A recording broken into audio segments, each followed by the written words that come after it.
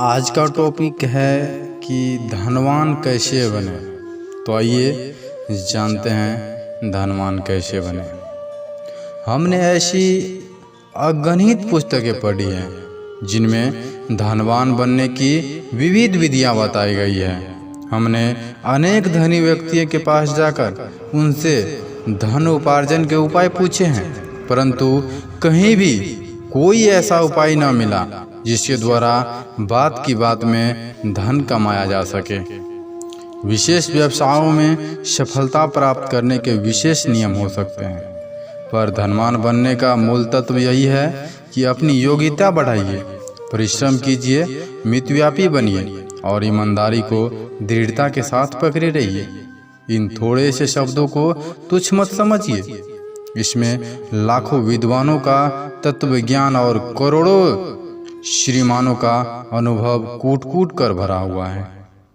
यह धनी लोग जो तुम्हें बहुत पैसे वाले दिखाई पड़ते हैं, एक दिन यह भी गरीब ही थे। जब उन्होंने थोड़ी आमदनी को सुव्यवस्था से खर्च करना सीखा तो उनके पास कुछ बचा और बचत चक्रवृद्धि ब्याज के सिद्धांत से बढ़ते बढ़ते इतनी हो गई। एक बार कुछ दुखी दरिद्र लोग मित्तल बाइट के पास ऐसा उपाय पूछने के लिए गए जिससे वे अमीर हो जाएं। तो मित्तल बाइट ने उनसे कहा, सज्जनों, आप लोग कठिन परिश्रम करें, किसी काम को छोटा समझकर शर्म न करें, कम खर्च करें और ईमानदारी से रहें। इसी से आप लोग अमीर बन जाएंगे। मैं किसी जादू से अमीर नहीं बना हूँ और न किसी जादू के बारे में जानता हूँ जो आप लोगों को अचानक छप्पर फाड़ कर धनवान बना दे। यदि आप धनी बनना चाहते हैं तो उन मनुष्यों की कार्यप्रणाली का अनुसरण कीजिए जो गरीबी के साथ निरंतर लड़े रहे और अपने बाहुबल से उसे पछाड़कर समृद्धि तक पहुँचे हैं। शास्त्र कहता है, उद्योगिनम पुरुष सिंहम उपैति लक्ष्मी, अर्थात लक्ष्मी उद्योगी सिंह पुरुषों को प्राप्त होती है, भाग्य का रोना रोने वाले को नहीं। धनी वे बन सकते हैं जो साहसी, परिश्रमी, उद्योगी और विशाल हृदय का है। एक विद्वान का मत है, धन सिंहनी का दूध है। सिंहनी का दूध सोने के पात्र में दुहा जाता है। यदि और किसी बर्तन में दुहा जाए तो वह पात्र फट जाता है। लक्ष्मी उन्हें ही प्राप्त हो सकती है जिसके पास उसके पात्र है।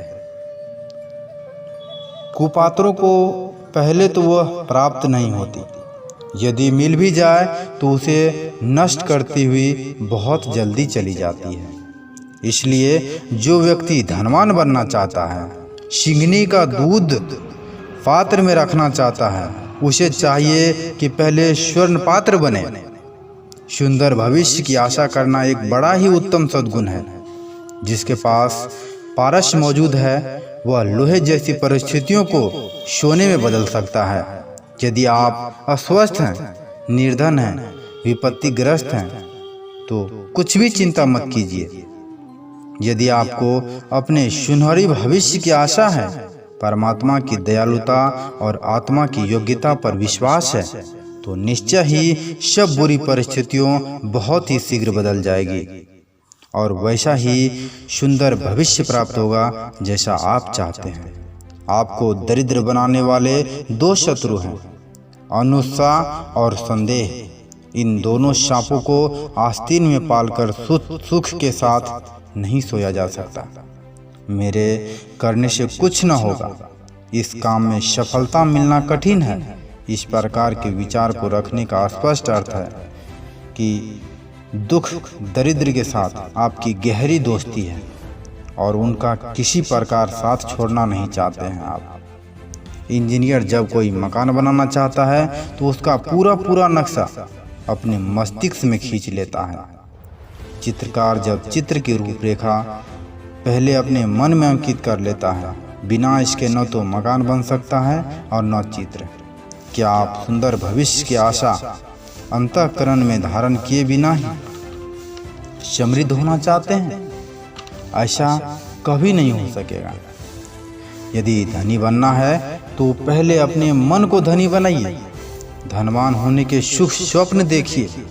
कोई पाठक हमारे इस कथन पर आश्चर्य प्रकट करेंगे कि विचार बदलने मात्र से ही धन की प्राप्ति कैसे हो सकती है।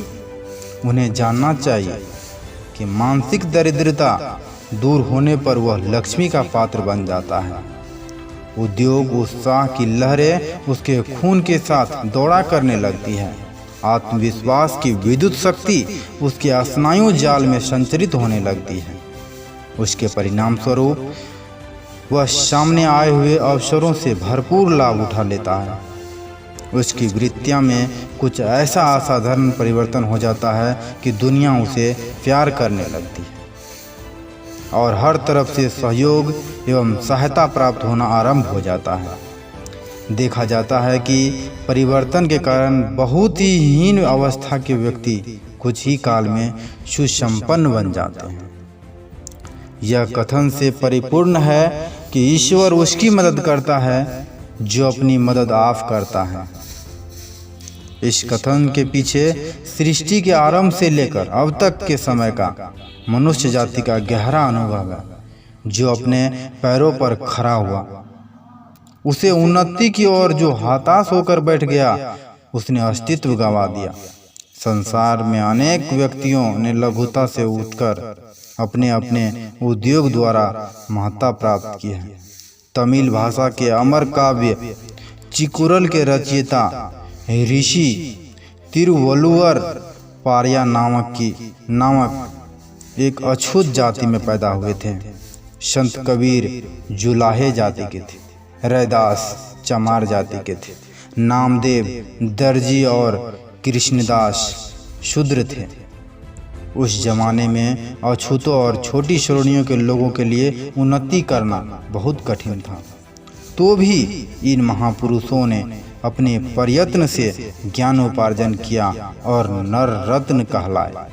संसार के अद्वितीय कूटनीतिज्ञ महापुरुष चाणक्य बड़ी गरीबी का जीवन व्यतीत करते थे। एक बार वे राजा नंद की राज्य सभा में गए तो फटे टूटे कपड़ों को देखकर दरबारियों ने बड़ा उपहास किया। इतनी दरिद्रता रहते हुए भी वे महत ज्ञान प्राप्त कर सकते हैं। अस्त्र शस्त्र विद्या के धुरंधर द्रोणाचार्य इतने गरीब थे कि अपने बच्चे और स्वस्थ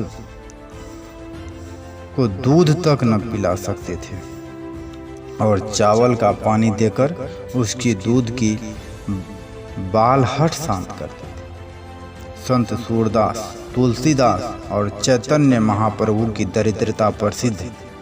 संस्कृत और बांग्ला के धुरंधर विद्वान ईश्वर चंद्र विद्यासागर जब विद्या अध्ययन करते थे तो उनके पास इतना पैसा भी न था कि रात को पढ़ने के लिए तेल तक जुटा सके।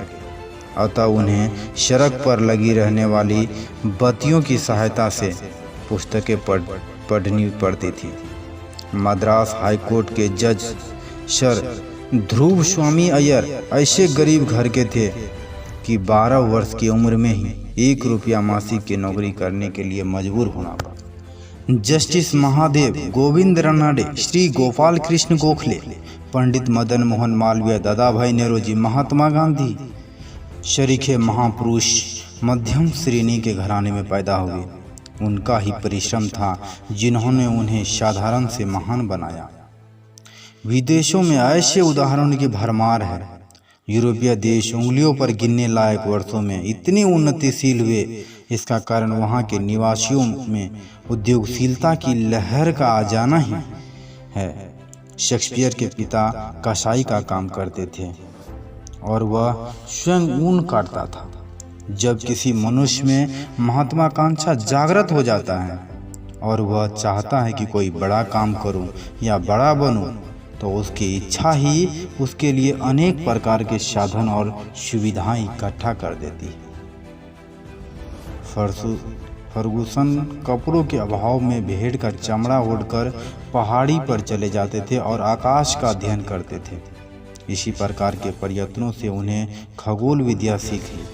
सर जे रेनॉल्ड रॉस कहा करते थे कि हर कोई व्यक्ति बुद्धिमान और सुयोग्य बन सकता है यदि वह परिश्रम और धैर्य को अपना ले।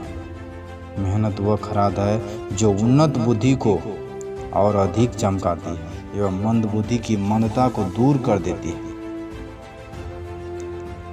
मैं मोटिवेशनल स्पीकर इंद्रेश आर्य आप सभी के लिए कामना करता हूँ कि आप सभी जिस भी मुकाम पे जाना चाहते हैं आपको अपनी मुकाम अवश्य हासिल होगा। बस आप अपने मुकाम पर जाने के लिए सही समय का उपयोग करें, सही लक्ष्य का निर्धारण करें। और मेरी वीडियो अगर अच्छी लगे तो अपने दोस्तों में ज़रूर शेयर करें। जय हिंद, वंदे मातरम।